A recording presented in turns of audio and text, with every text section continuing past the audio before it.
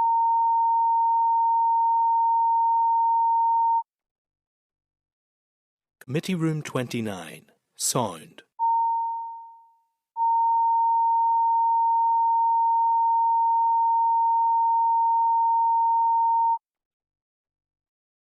Committee Room 29, Sound.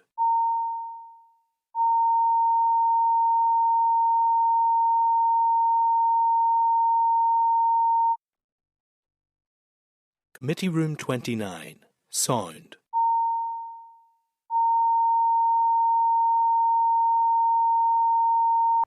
Folks, welcome back to Infrastructure. We're just in the middle of a briefing from RAISE with Des on infrastructure projects, and next person is Cahill. Thank you, Chair. And Des, thanks very much for the paper. I just took a few wee notes. Remember back because we did a follow-up report in PSC, and clearly, Chair, there have been some good questions already. This is not an easy subject to deal with. Yeah. To be fair, on major challenges going forward, but I just want to pick out some of the highlights because you mentioned multi-year budgets, the single body oversight body. I remember we talked about a role for the head of the civil service. We talked about permanent secretaries. We talked about lack of commercial expertise. You know what I mean, in terms of advice. What else was it? Yeah, planning, smart targets, community, the social licence issue, community engagement, judicial reviews, which people are entitled to do. So in all of that, because there was a number of recommendations coming out of that they put forward in the follow-up report on previous reports in PSC. There, from top to bottom, there's major challenges. You know, you mentioned the SAB, and you mentioned the ISNI and all those things. It was a very good report we've done. We're actually seeing, probably for the first time, the big challenge that there is. Multi-year budgets certainly would be a thing. Just to follow on, because I wrote it down myself, France, Germany and Holland. And if we come to a point where there's multi-year budgets and proper strategy, do you feel in all the reports we've done so far on the stuff that you have researched, even if we included some of those models put together going forward, we now have the basis of trying to address the issues in the long-term future? You know what I mean? Yeah. You know, having it right from the ISNI point of view, from the Yeah. you know what I mean, all those things, the procurement issue as well, all those things come up in the PSC report. So for those who haven't done it, I would advise those members from this committee point of view to have a read of it, because there are major challenges from start to finish, you know. So and then the last point I just put on, which is an interesting one too, which has been added this last number of years, is actually having the building capacity to deliver the project, which has come on new. So just you know, because we've done all that and I'm familiar with it, for ourselves, where can we go forward? And you mentioned some model, you mentioned the Netherlands and Germany and France in terms of some of the practices. Yeah, I think the overall theme of the report, and particularly the ICE comment that I highlighted at the end, the Institute of Civil Engineers, where I said it's not a matter of reinventing the wheel. They know the model that works, you know. So having the strong governance structures in place, like, you know, having an independent infrastructure body seems to be the way the industry are pointing there. It's been called for consistently. It's what's done everywhere else. So I can't really say if it's the best way, but everybody who is involved in the industry believes that's the best way to sort out that there thing. Obviously, the planning needs to be reformed to the point where it's, you know, it serves the contractors and it serves the public and it serves people who are delivering these projects better. You know, that makes it, you know, more easy, and it also makes it not more easy, but makes it more streamlined so that the planning process can take a much shorter time than what it currently does. And obviously, as you said, people are entitled to take, you know, judicial reviews, but if there is a means by which the engagement process can be improved at the earliest possible stage, that it avoids that going forward. I was just looking at some of the stats in Scotland. You know, of all the capital projects in France since it brought in that CNDP model, you know, it's only 8% have ever been abandoned. You know, it's really led to a much higher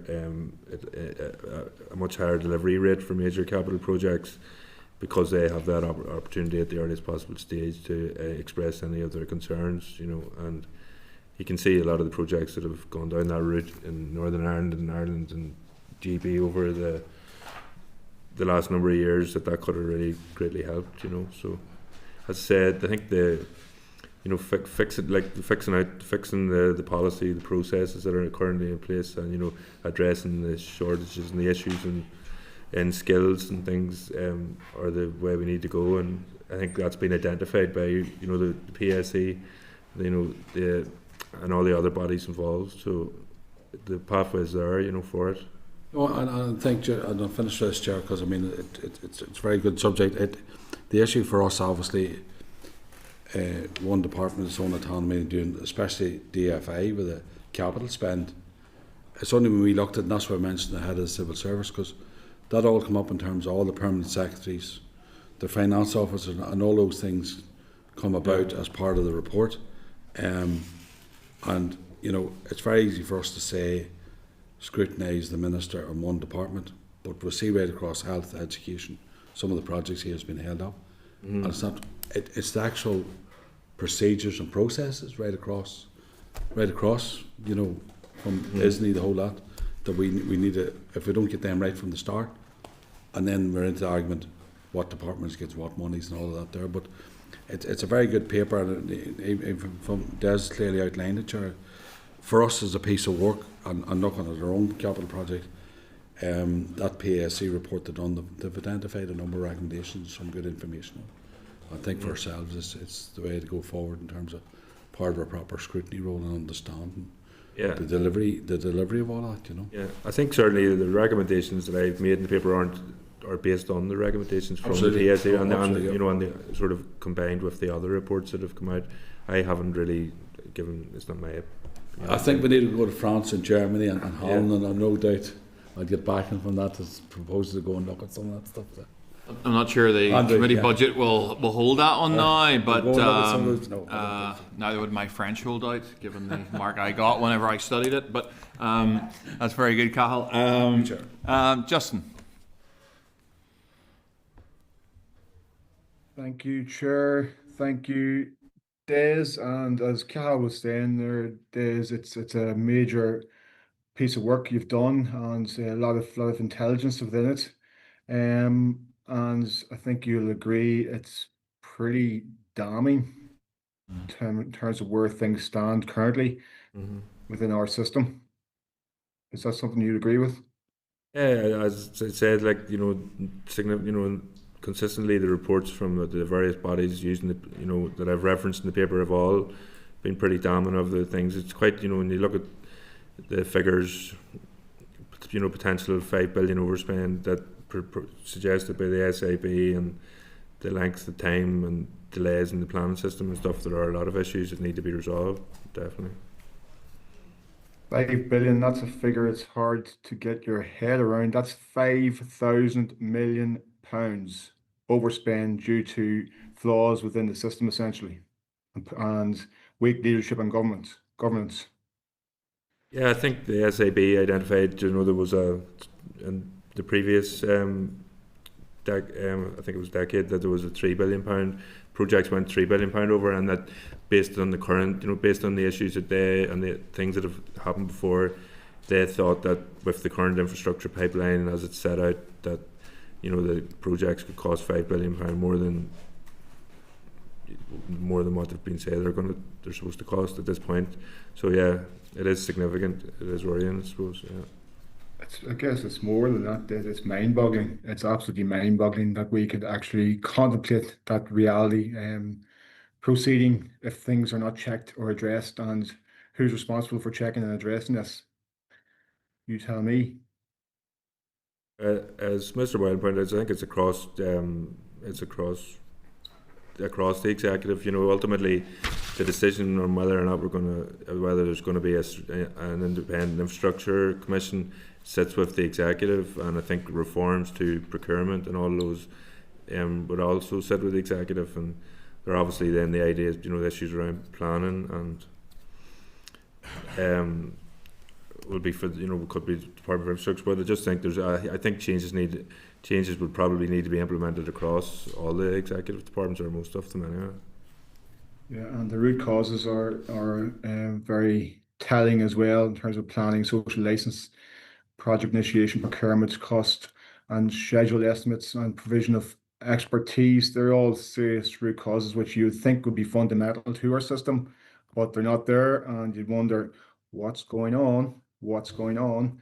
A fragmented and complex planning system. It's a it makes for a very alarming reading. Um, in terms of your assessment and analysis, but it says it's true to its words in terms of that's what's happening. And meanwhile, we're talking about the three-pronged approach or the three-strawed approach, might I say, whereby funding is a major element of that. And meanwhile, we're handing back £180 million unspent by the department. What's going on? It's quite incredible to read and understand that JR is obviously a major impediment to the progress of massive infrastructure projects. And the chair did mention that these projects are major economic drivers. And that money is not being spent in our economy. Yes, it's been reapportioned for pay deals, and I support that massively. But the fact that we're not spending money on developing Casement Park, £27 million handed back unspent. The fact that we're not spending money on developing the A5, £120 million handed back. The fact we're not developing the Children's Hospital, £30 million unspent. Where is that? We're talking about the dearth in expertise. How can we develop expertise if we're not building, if we're not developing? It's a lot of cart before horse stuff going on here, but it's crazy that the level of funding that should be being spent on being a huge economic driver is not, because of an incoherent and unsustainable system which is faltering across the board. In terms of what they're doing in the south, what they're proposing in the south, have you a view of where they're trying to circumvent the potential obstacles around JRs? They're proposing an approach which overcomes those bottlenecks in planning and bottlenecks for major capital projects. As far as I'm aware, the major reform to JR in the south that's being discussed at the minute is really in terms of the length of time that they have to take the JR, and also the amount of funding or the amount of legal aid that's available for people that are taking JRs has been restricted.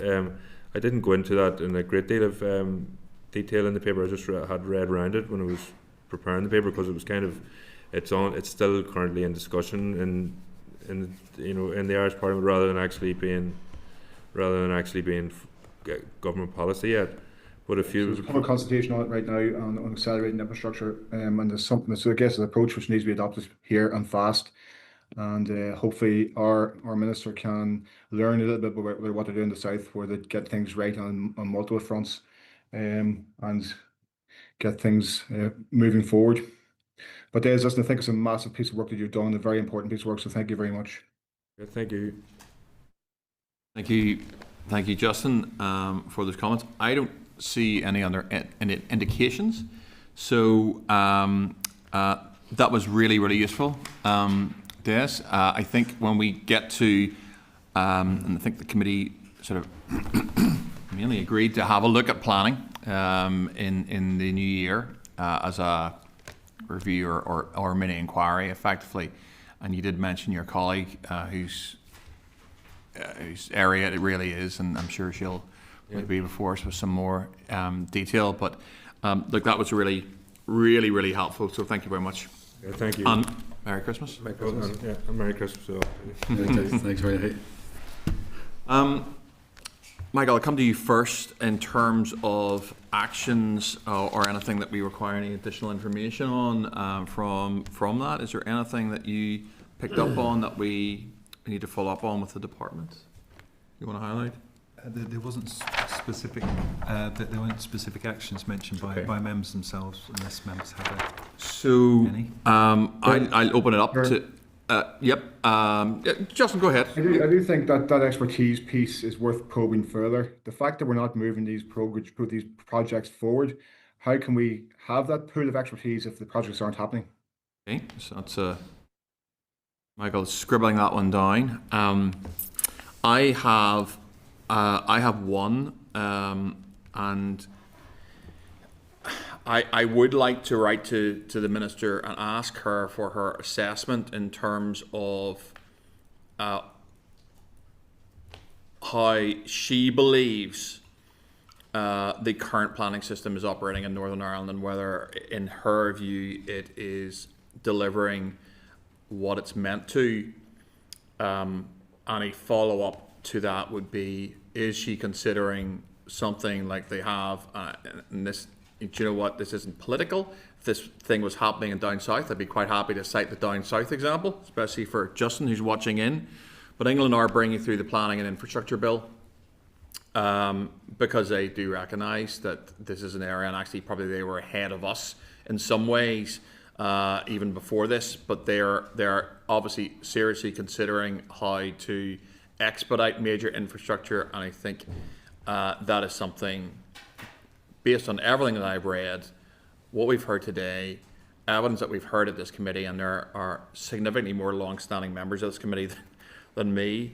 Has the Minister is there any indication from her that she's intending to bring something through that looks anything like a planning and infrastructure bill, either in this mandate, or to set in motion some scoping mechanisms that would allow that to progress in the next mandate? Would be the additional point from me. I'm happy to take anything else from anyone else in terms of on the back of the oral presentation. Which I don't mind that, just for clarification. See the planned infrastructure bill, where does it sit? What department or who taking on that responsibility introducing that legislation? Oh, that's a good question. Is it, you know, I mean, just find out, I mean, is it a single department or is it across the board, or what's, is there one, obviously it's the lead department, not whoever that is. But yeah, it's a good question. Just to see how that goes. Because I don't mind asking those questions, Chair. It's like I said, I only refer back to today's report. Because there's so many cogs here, and we have to separate the autonomy of the committee and what are our obstacles outside of a single department to deliver. We just need to tie those up if we're serious.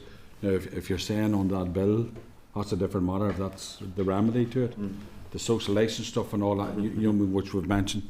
I'm just going by, once we've done a full report in the PSC, all those obstacles coming our way, and it just wasn't a case of, as we did it, it wasn't a case of we're picking out single projects from a department. Housing, communities and local government. Right, okay. So that's a sort of combined ministry under Secretary of State. That, you know, look, it's worth asking the question. Yeah, no, absolutely. Yeah, I think it's worth asking the question. And you know, what was the other question? And I'm fine. So it basically is a department either considering scoping an equivalent planning and infrastructure bill within the mandate, or putting in place mechanisms that this could happen in the future mandate? Sure, just the other question you mapped down for what Justin asked for. What was it? I just summarise. Yeah, summarise. Please do, Michael. If members are content. So the first thing was to write to the Minister to ask if she had any plans to look at or increase the expertise within the department in terms of the delivery of capital projects. Her assessment of the current planning system delivery and whether it's adequate, and any plans to improve it. And thirdly, considering any legislative change, as in the Republic of Ireland or as in England, the planning and infrastructure bill. Just to remind members that there was a transformation project that we wrote to the department about. We received evidence about that in May when we were in Belfast Harbour. So the committee has written to the department for an update on the use of that transformation funding. And I just, if I may come in, see the other 3 points he made in terms of the socialised model, France and Holland or Netherlands, and then he mentioned some aspects. Are we getting more research done on those, or do we? Members would like that to happen. Just to find out exactly if there are better practice, better models, and can be incorporated. You know, it actually may be part of that. The bit, you know, that infrastructure plan, infrastructure. If those are best practice models out there, certainly some. Yeah, I do think it's important. I mean, we hear it all the time about the consultations, and the frustration that constituents, public have with it. So I think, I'm absolutely fine with that. No problems. Yeah. Yeah, thank you. Okay. Members agreed? Yeah, okay. Takes us on to item 8, which is the Water Sustainable Drainage and Flood Management Bill. I will take you on a stroll through your committee pack. Here at page 100 we have the clerk's memo, and at page 106 we have the table of issues. At page 115 we have the agreed stakeholder list, and from pages 119 to 162 we have a copy of the responses received to date. Tabled at on your table papers at page 15 we have the Minister for Infrastructure written queries on the bill and her response to that. Tabled at page 18 we have the Minister for Infrastructure, the Examiner Statutory Rules response on the bill. And tabled at page 22 we have the Minister's response to the oral briefing. Just to note for committee, the call for evidence closed on the 3rd of December. However, it is likely that some late responses may be received. All of the responses to date are included in members' packs, and the clerk's brief set out a draft indicative timetable for the scheduling of our evidence, which you will see stretches into the new year. Subject to the availability of witnesses, I do require committee agreement on the draft timetable, which you'll see that's set out in the clerk's memo. And I'll take any other issues that members wish to highlight at this point.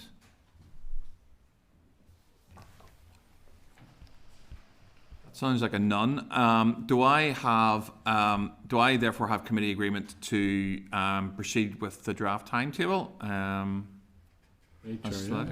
Okay.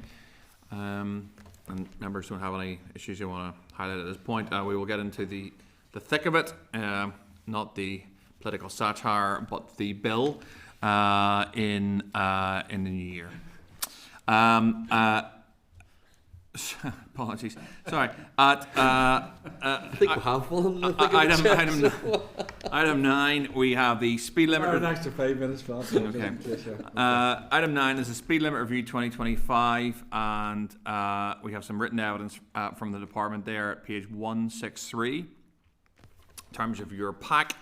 And subject to members having any views on this at this point in time, it would be my intention to schedule oral evidence at an appropriate date in the forward work programme on that. Are members happy enough with that? Very much so. Okay. Item 10 is subordinate legislation. Just need to advise members that there are 2 SRs that are not subject to Assembly proceedings and are not required to be laid.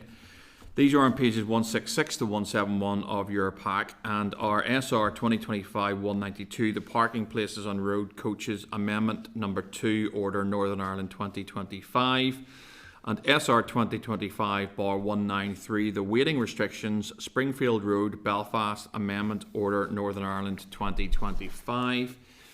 Just need to remind members that the committee noted these proposals on the 26th of November, and to ask members, are they content to note the statutory rules? That takes us to item 11, which is SLs that are not subject to Assembly procedure. I need to advise members that there is one SL1 for statutory rule that is not subject to Assembly proceedings and is not requiring to be laid. This rule is on pages 173 to 183 and is SL1, the schools part-time 20 mile per hour speed limit amendment order Northern Ireland 2025. And given the potential impact upon road safety surrounding schools, it may be the committee's wish to write to the department to establish the response rate by the PSNI in the relevant areas for this proposal and its wider assessment of the responses more generally. Do we, Michael, want to hold this, or are we content that we will gain committee endorsement of the SR and in parallel write to the department around this if committee wishes? If members are content, it's really seeking more information about some of the processes around this. Okay. When the PSNI is approached as a consultee, how often do they actually respond, and how much input do they have? the members may wish to be consider whether the SL1's fine as it is. It's just the rather than holding it. Do the members? So we've got two options. In this case, it may be a little bit unfair of us. Sometimes we do hold these because the department maybe haven't given us enough detail, or there's another issue. In this case, I suppose our query really is with the PSNI around this one. So on this one, it would probably be my view that we are content, and separately we will write to the department to get some information from the PSNI around it. Are members content to proceed in that course in terms of the SR? Yeah. Just to check for the proposal, Chair, that's to write to the department to ask how often the PSNI responds to these things. That's correct. Yeah. That takes us to item 12, which is the forward work programme, and that is at page 184 of your packs.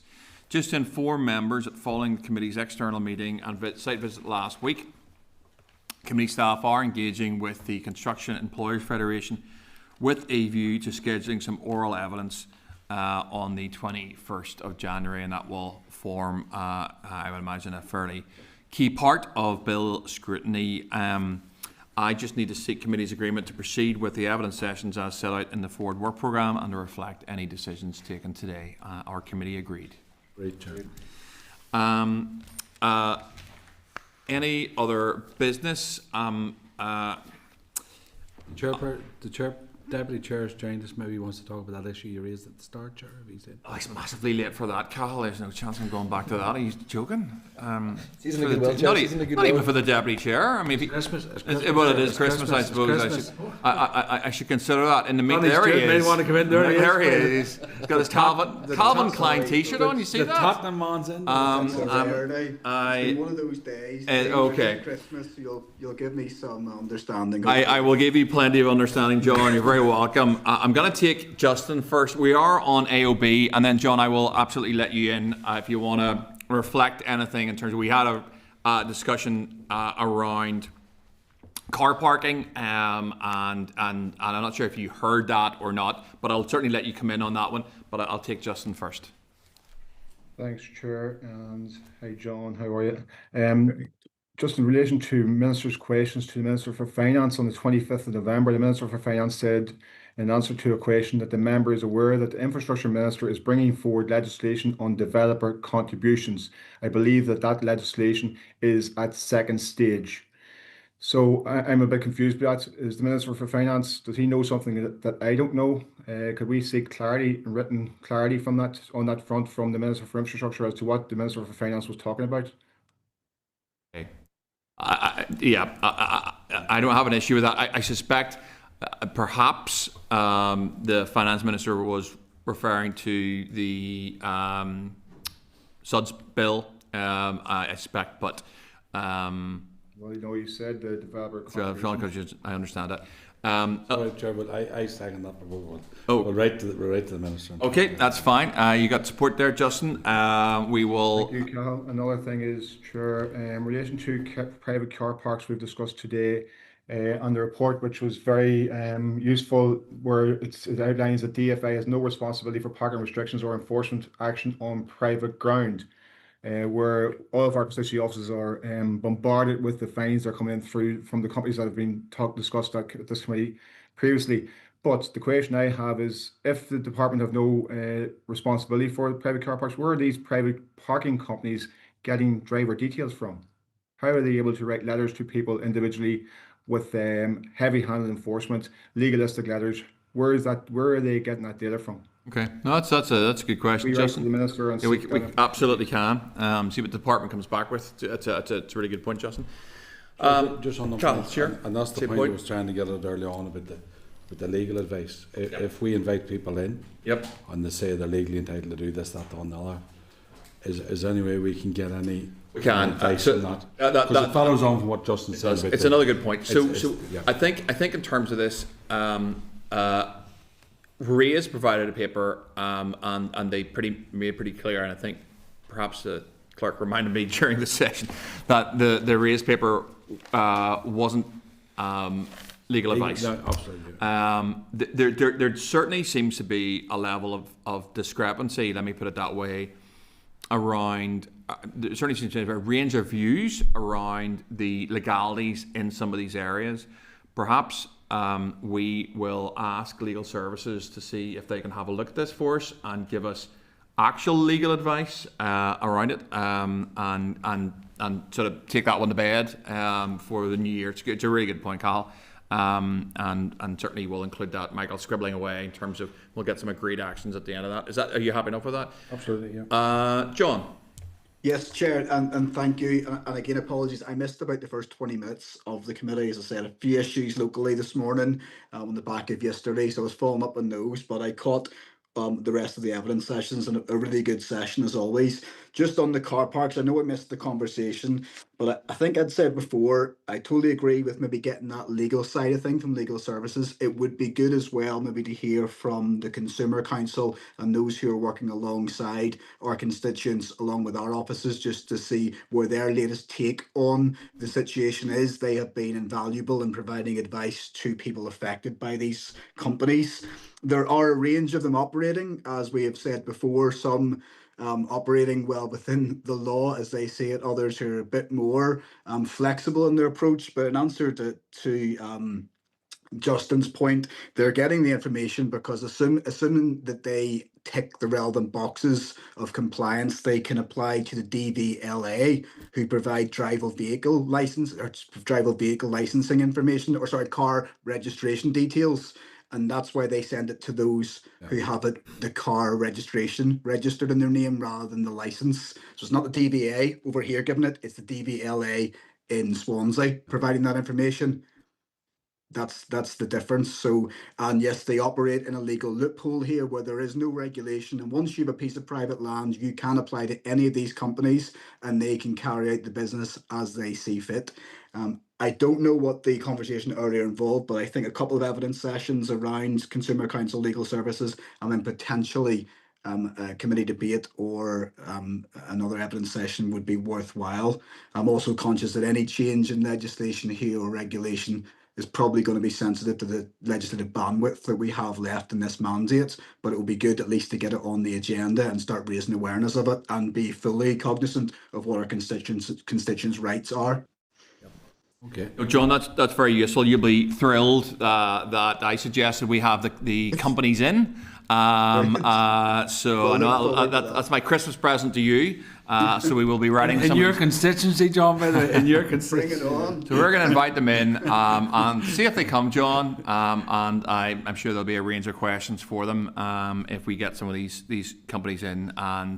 And just to clarify, Chair, just to remind members that we're waiting on responses from the Consumer Council and Trading Standards, particularly on this issue. Yeah. We've received Thanks, correspondence from Advice NI. I think the agreement was, I think the committee agreed to wait until we got those two to come in, and that would inform any future evidence sessions if we wanted to invite the companies in.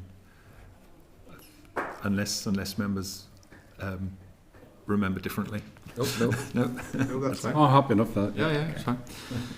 I have one AOE because I forgot about it in chairperson's business, but I'll raise it now. Just again on Justin's point of the Finance Minister's statement in regards monitoring rounds and DFI. If anyone is really interested, it's if you go to John's statement and go to Table 3 allocations, which looks like page 16 of 20.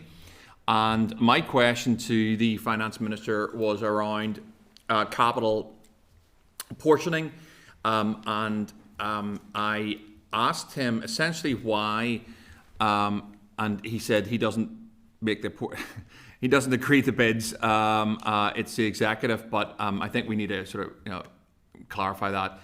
Effectively, the point I was making to him was that there were two inescapable bids that were fully met. I think it was Sclarryford A26 and the over-planning, and those inescapable bids were fully met at monitoring and agreed.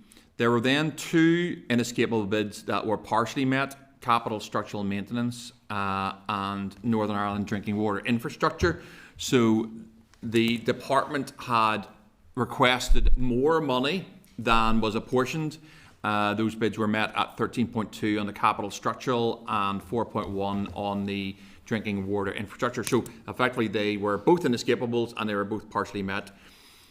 What raised my eyebrows was that, however, and I want to know how this happened, something called fleet replacement, which the department itself had identified as a high priority item. So just for committee knowledge, that's a level below inescapable costs. It was apportioned 5 million. And my question really to the Finance Minister was, why was there an agreement to apportion something to a high priority item when inescapable items that the department had submitted weren't fully met? Now, I wasn't very happy. It wasn't very, look, he gave me an answer, but I don't think he answered my question whatsoever. And he said, look, it's not for me, sort of thing. So I don't know if committee are interested enough in it that we write to both the Minister and the Finance Minister just asking what the process was. Does everyone understand what I'm talking about? Yeah, I think. Sorry. Is it in this pack or is it? No, it's not. If you want to look at it, Andrew, it's in the statement. I think I remember. I remember the general gist on the over planning from last week, and I think I get where you're going. So okay. So exactly, there was 4 inescapables that were submitted. 2 of them were fully met. 2 of them were partially met, and then for some reason there was a high priority item which was fleet replacement, met at a cost of £5 million. But yet there was bandwidth both in the 2 inescapables that weren't fully met that could have soaked up the 5 million. So for some reason, inescapables were skipped over and funding was given to a high priority item that the department had identified as a high priority item, but their inescapables were still not fully met. My question is, why? Yeah, that's it. Justin, is that the same item? Yes, it is, Chair, and you triggered something for me. It was something I intended to mention in AOB also. In relation to the same breakdown where we have the allocations, that table 3, NA water, transport and roads over planning. Roads over planning, I'm not sure what that actually means. 34.1 million. Surely that should be broken down a little bit. What was spent on NA water and what element of NA water was it spent on? What was spent on transport, where was it spent on transport, and what was spent specifically on roads over planning? To bulk those all in together, just it looks to me a bit sus, frankly. So I did see somewhere, we had a long debate about over planning at the last committee meeting, and I remember when I ran through the Finance Minister's statement, I'm not going to be able to find it here live, I don't think. But when I did read through it, there was an interesting breakdown of funding that gives some indication as to how that was broken down. But I'm not going to be able to find it live. But certainly the discussion we had last week with the finance officials, because I did ask them this question, and they seemed to say that 34 million of over planning, they didn't. There were sort of 3 areas, and I don't want to misrepresent them, but they sort of prorated it across. It was quite a complicated answer, and they sort of, don't know how to not misrepresent them. It wasn't guessing, but they had to sort of split it up into 3 areas in terms of the bid process. If you want a little bit more detail that will only pose more questions to you, if you go back to the last committee pack and actually go to the bids that the department submit to DOF. So there's a way that all departments submit bids to DOF for monitoring rounds, and actually there's a bit of breakdown in that bid table from the department, which gives 3 numbers which don't mean anything. And I did ask the Director of Finance around that. Certainly you can maybe listen to the was there an answer on that, or there's an audio somewhere. There's an audio. Yes. There's an audio somewhere of that meeting. It wasn't an enhanced art. You could see there was a bit of discussion, Justin, between myself and the Director of Finance around those figures, which will probably lead you to more questions and perhaps answers. But if you have a particular question on this that you want answered. That's fair, Chair. If it's been addressed before, that's be a call fine, back. We'll review that and come back as appropriate. Thank you. Our committee agreed to, sorry, just on did we get agreement on, was there anything from John that we needed agreement on? We're happy enough with that, are we? I think we had a discussion about hearing from the Consumer Council. Yeah, that's fine. And we were going to wait for the Consumer Council and to get back to us. To get back to us. In that case, just on my item around just that inescapable high priority stuff, our committee agreed to write to the Finance Minister and Infrastructure Minister to get clarity around it. Great. Yeah, happy enough. So just to clarify, Chair, that's to ask for the process as to why high priority items are allocated money when inescapable haven't been in full. That's correct. Yeah. Okay. Any other AOB anyone's got? No. Okay. So the only other AOB coming from committee side is that it's standard practice to delegate authority to the chair and deputy chair during periods of recess to submit views on the releasing or withholding of information in any non-routine or contentious FOI requests that are received. Should this occur, the committee would be advised of any such requests and the views expressed by the chair and or deputy chair, along with a copy of the response issued by the FOI unit at the first meeting following the recess period. Our committee members agreed to continue with this practice.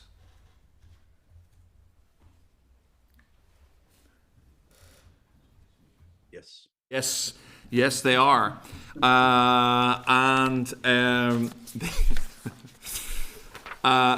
Item 14 is the date and time of the next meeting. I need to seek committee agreement for the next meeting to take place at 10 a.m. on Wednesday, the 14th of January, 2026, in room 29 in Parliament Buildings. Our committee agreed. Agreed.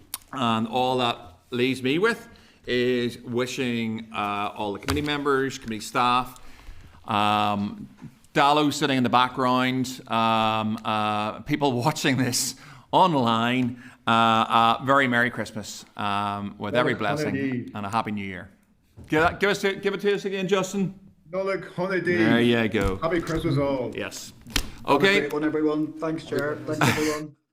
Merry Christmas to you all. Alec Holiday. Committee Room 29. Sound.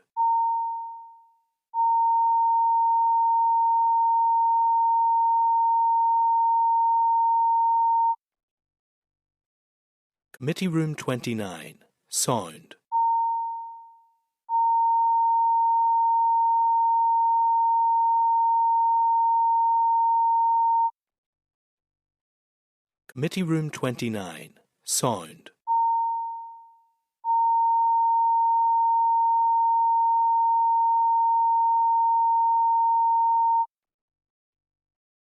Committee Room 29. Sound.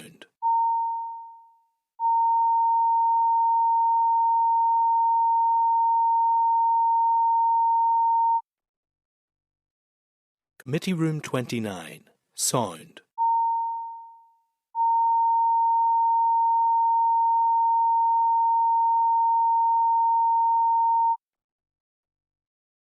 Committee Room 29. Sound.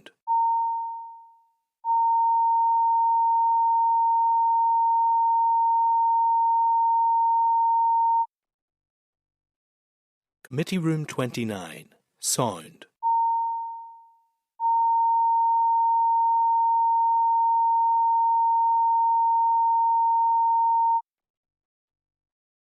Committee Room 29. Sound.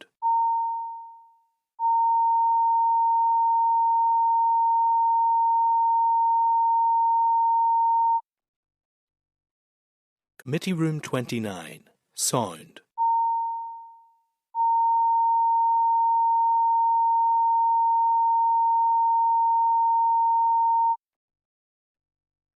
Committee Room 29. Sound.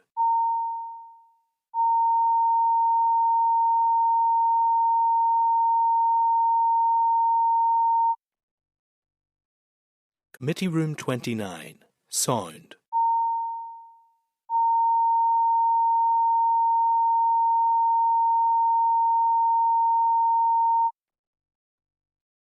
Committee Room 29. Sound.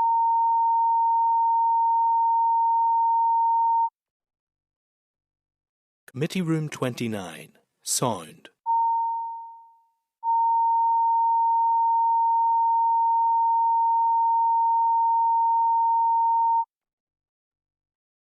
Committee Room 29, Sound.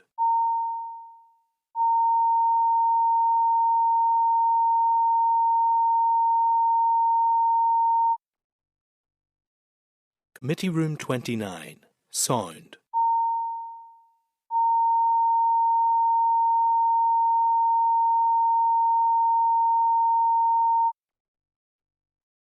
Committee Room 29, Sound.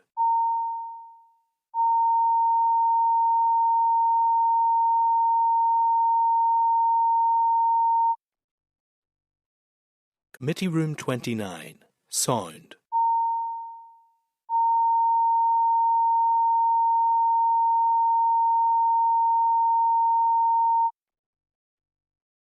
Committee Room 29, Sound.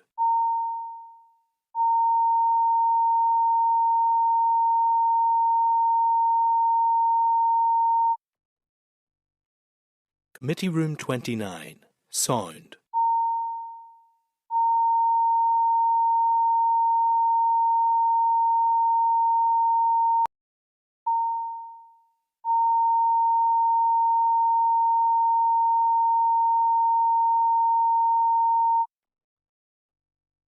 Senate Chamber, Sound.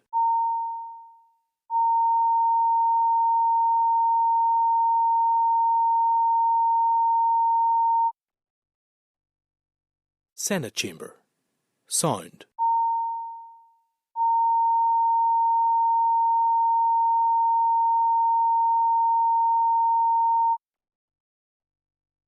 Senate Chamber, Sound.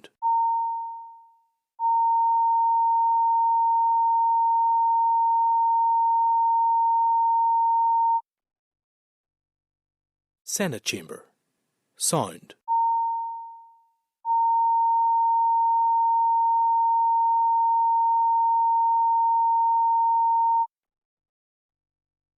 Senate Chamber, Sound.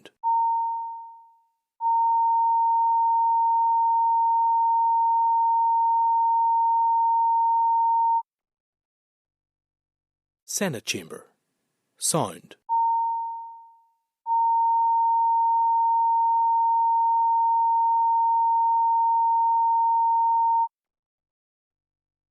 Senate Chamber, Sound.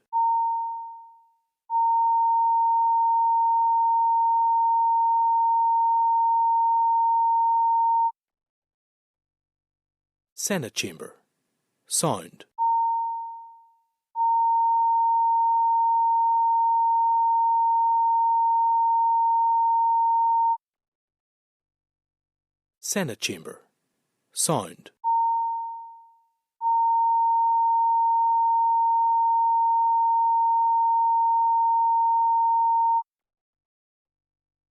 Senate Chamber, Sound.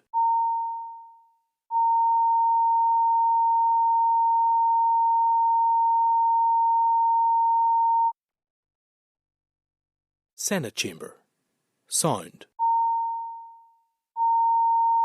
Senate Chamber, Sound.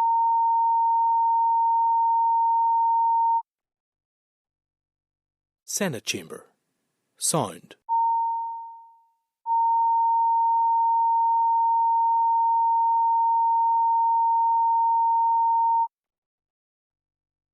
Senate Chamber, Sound.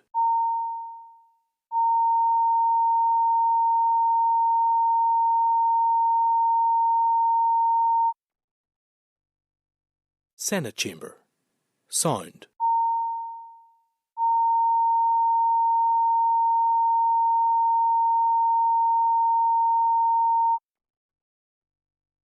Senate Chamber, Sound.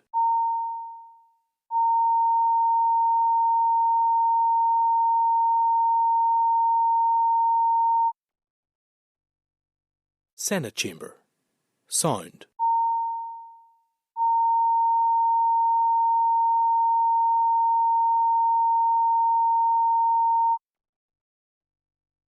Senate Chamber, Sound.